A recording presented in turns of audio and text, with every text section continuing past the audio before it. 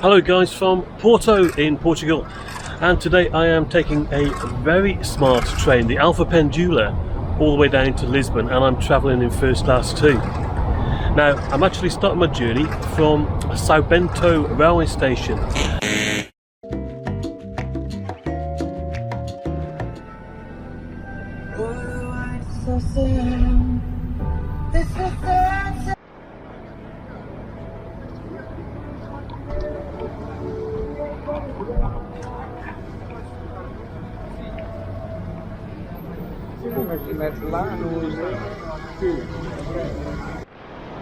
Right, okay. Well, I went into São Bento railway station and no trains are running. I don't know why. It might be something to do with all this stuff going on. It's like some kind of, I don't know, some sort of strike action. Anyway, plan B, get a taxi. I'm actually at Comboios railway station now. Hopefully the trains are going from here. If they're not, I'm stuck really, aren't I? So let's go inside and see what's going on, and I'll catch you in a bit.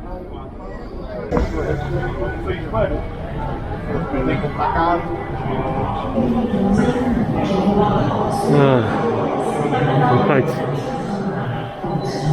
Lisbon, Apollonia, 11:32, platform 6.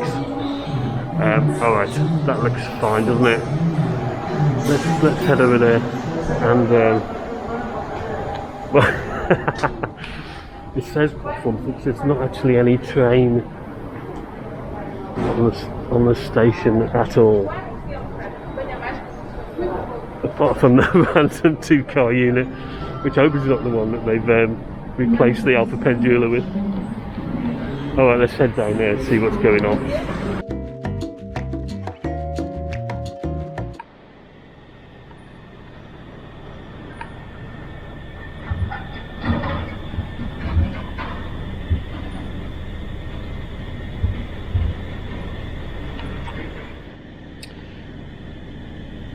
Right, I don't know what's happening really. I managed to speak to somebody about the trains, and he reckoned that nothing really is going to happen until at least 2 o'clock. It's just gone 12 o'clock now, but I did notice that there's a train timetable for 12:37 on this platform here, which is, it's not the Alfa Pendular. It's the Intercity one, which I don't think is as good a standard, but at the end of the day, if it gets me down to Lisbon, then I'm not too worried about that. So I might have to change my plans and change the review. Who knows what's going to happen, but stay tuned, because yeah, anything could happen at the moment. So yeah, hopefully I'll speak to you again in a short while when I'm actually on a train, whichever train that may be. I'll catch you later.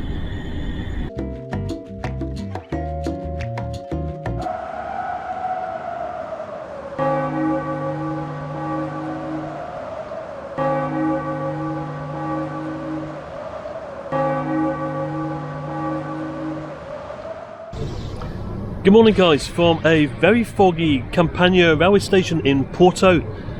Now, yesterday I was supposed to be bringing you a video on the Alfa Pendular train down to Lisbon.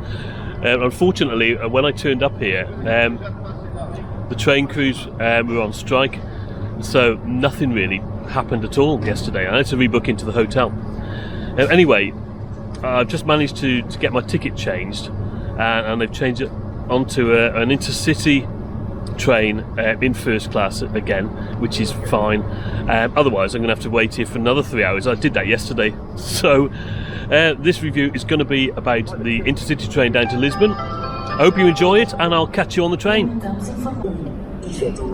Oh yeah, so finally here was my train, a Class 5600 electric loco-hauled Intercidades train.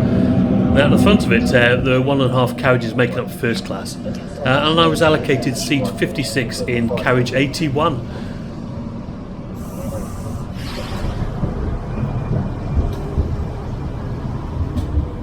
I boarded the train, and as you can see here, the seats in first class are laid out in a 2-1 configuration. No, it's fairly busy on this series today, I thought. Maybe there were a lot of travellers like myself who had their journeys cancelled from the previous day.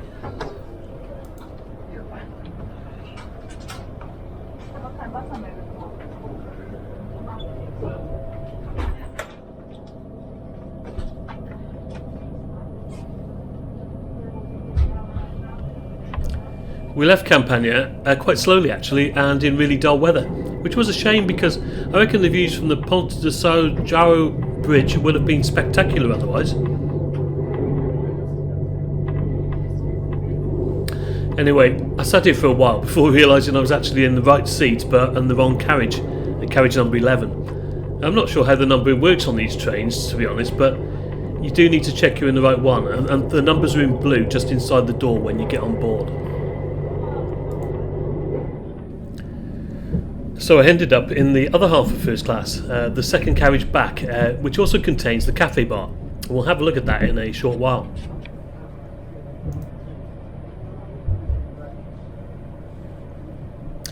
The seat I was in was right next to the door to the cafe area, and because of this it was just a single seat rather than the normal two on this side.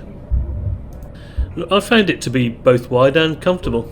There's decent enough leg room here, and note the floor was also clean and tidy. There's a seat back net type thing to store some belongings in. I never know what to call these, by the way. Has anybody got any idea of a definitive name? Anyway, to the side is your own personal litter bin, though I think these must be really time consuming to clean all the while. They probably end up full of apple cores and chewing gum and stuff, you know what I mean. There are antimacassars on the headrests, and a drop down table with integrated bottle holder, which was quite neat I thought.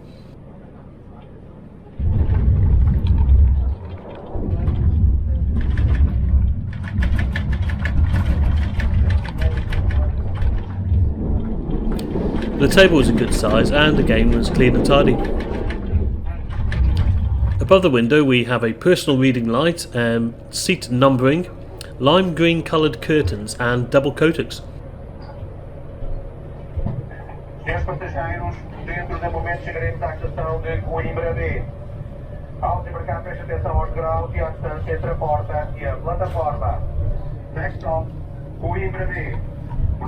And air conditioning is provided through these vents beneath the window. So yeah, quite old school really, the seats I thought, but there's nothing wrong with that, is there? Decent padding and nice big armrests. However, I did find the space to be lacking in a couple of areas here at first class. Namely, there's no power points and no recline, not for every seat anyway. I did notice some plug sockets dotted about underneath some of the seats, so maybe you can select one of these if you need to when you're booking online. However, these days I don't see why they can't be retrofitted, with USB sockets at least. There was decent rack storage running the length of the carriage. And to conclude the seat tour, yeah, it was okay overall. Not the best first class I've been in by a long way, but reasonable enough for this length of journey. Not sure about the purple and lime green colour scheme either, to be honest, but do let me know what you think of that in the comments below. We'd reached Coimbra B by now, and thankfully the weather was starting to brighten up a bit.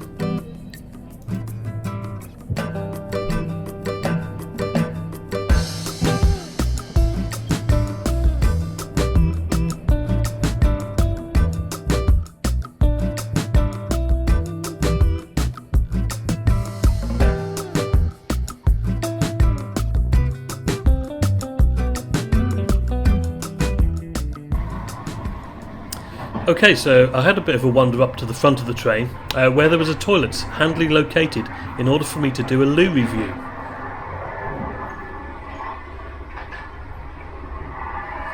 There was more lime green on the inside of the door here, which was locked with this latch. And to the right of that is a decent sized mirror above a smallish sink.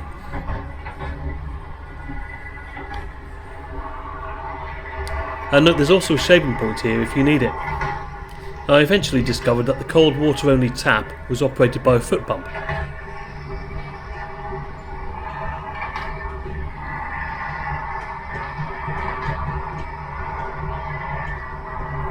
There we go. I'm not sure what this is. Soap dispenser, possibly? There was another one of those horrible bars of soap here that I'd previously encountered on my trip up the Douro Valley.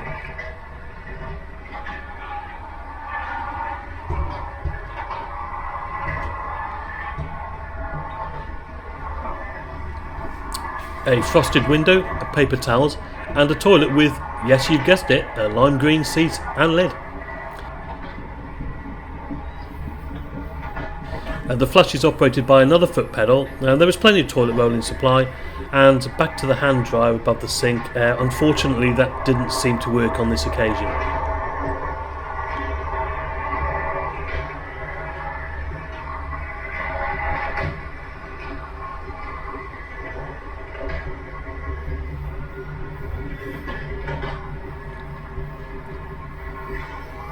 Lastly, there was a quite chunky coat-hook on the door, and in summary it was a bit rough in parts and some of the fittings needed attention, but it was reasonably clean, so no real issues.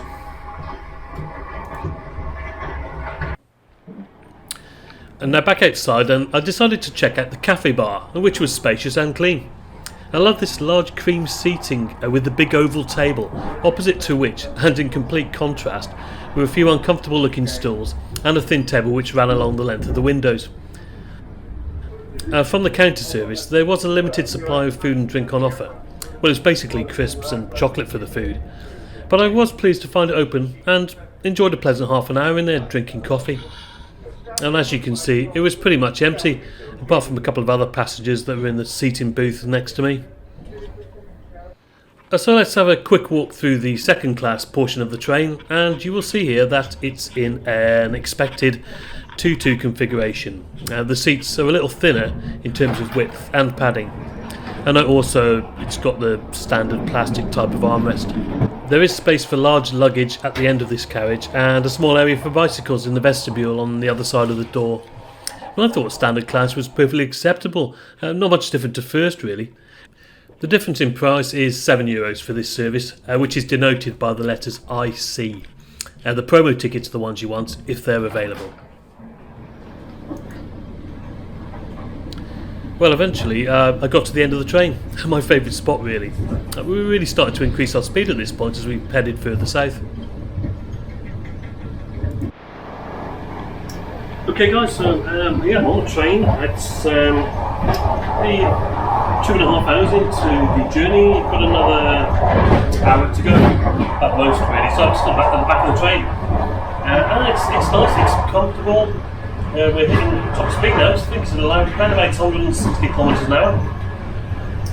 Which is great. The cafe bar's open, limited supplies, but enough to keep me going. And I'm just going to head back to first class carriage now and just relax and enjoy the rest of the journey.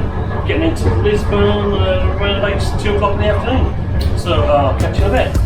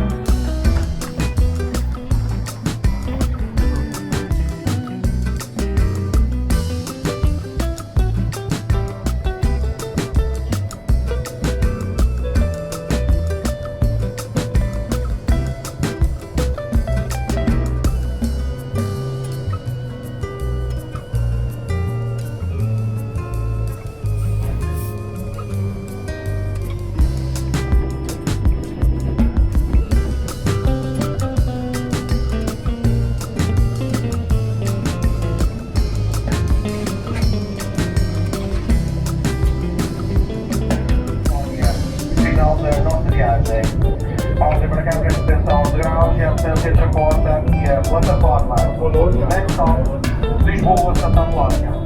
Por favor, não se esqueça do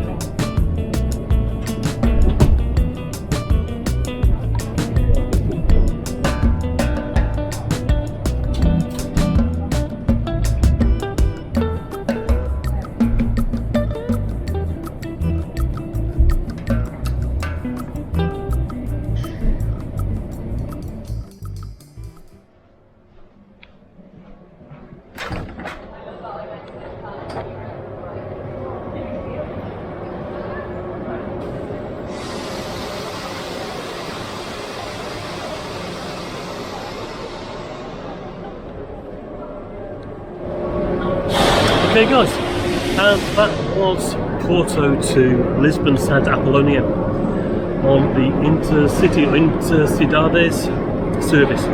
It's about 3 hours and 25 minutes. I'll tell you what though, it was bang on time at 1400 hours, which is great, isn't it? And yeah, it looks like a really nice little station this. I'm going to go and find my hotel now and chill out in Lisbon for a bit. Hopefully catch some tram action, which will be great, won't it? So thank you very much for watching this. I hope you've enjoyed it. I've had a great time journeying down, some fantastic sights on the way, and I'll catch you on another video soon. Cheers for now.